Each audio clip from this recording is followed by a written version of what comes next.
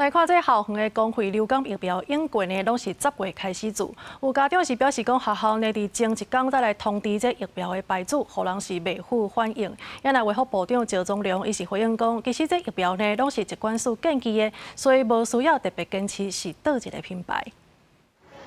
校园公费流感疫苗10月开始做，今年流感提早进入流行期，疾管署证实做疫苗的人也是历年来上济，各级学校也当咧做流感疫苗。也毋过，面来接到家长反映，做流感疫苗前1个月家长都爱签同意书，也毋过爱到做下进前才知影学校的手牌，卫福评估也无选到。如果你太慢告知，那家长会来不及反应。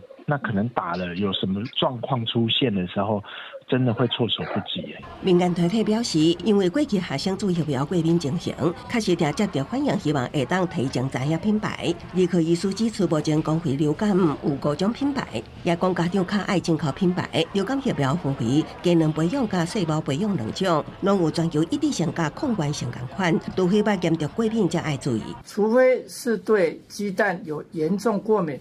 吃了会休克，这种情况呢，通常它需要打细胞型的流感疫苗，不太需要一定要去坚持是哪一类的疫苗啊。当然，如果过去呢打某种疫苗曾经发生过不良反应啊，那么可以在施打的时候，那么告诉我们医护人员，那么就另外再去择期。